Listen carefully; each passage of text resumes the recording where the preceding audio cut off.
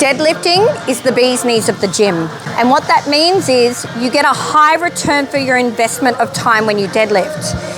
This move has so many great aspects to it, but it brings with it higher risk of injury.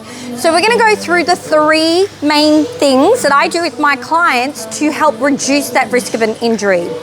A sign that you need to take on one of these 3 tips, or all 3 of these tips, is that when you deadlift, your lower back is jacked up for days. So when you deadlift, you do use your lower back, but you don't want your lower back to be doing more work than it should. Another sign is that if you're just not progressing with how much you're lifting, you're gonna hit your upper limit to how much you can lift, not because of your strength levels, but because your technique's lacking. As you work on quality technique, you unlock your ability to be able to lift more. So tip number 1 is to deadlift off blocks. My goal with all of my clients is to give them all of the benefits of deadlifting while reducing the risk of an injury. So lifting off blocks or lifting off plates is fantastic. The only people that need to or must deadlift off the floor are people who have it as a competitive sport.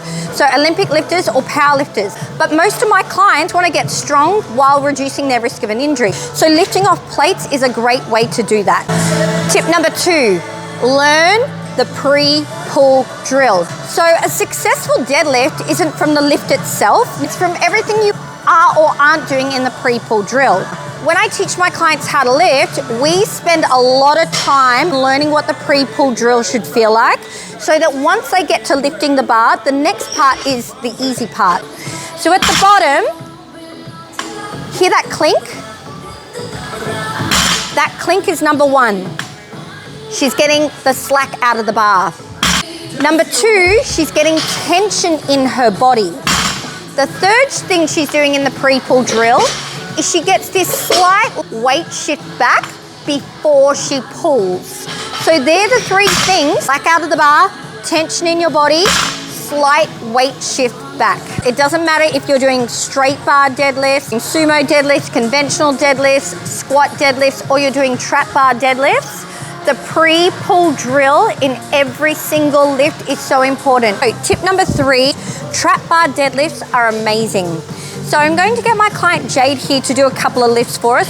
I love this trap bar in particular because it's got the elevated handles. What that means is Jade doesn't have to reach down so far. Because the grip is lateral to the body, she's in a better position to be able to lock on her lats, and there's not such a demand for her thoracic extension. So just notice how she's replicating the same step she's doing with her body every time. And that's the sign of someone who's wanting to lift like a true athlete. They reset their body at the bottom of every pull. Yes, straight into the next one.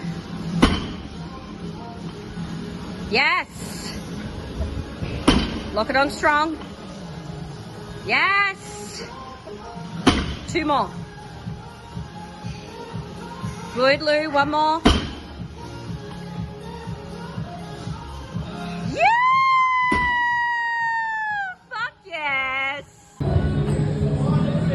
Yes, do it again. Yes, do it again. Yes, fuck yes. Squeeze it hard. Yes, Jade, 4 more. Big breath, lock it hard. Drive the hips. Yes, 3 more, you got it, you got it. Yes, good, 2 to go. Keep it strong, keep it strong. Yes, yes. 1 more, 1 more. Big, big, big breath. Huge.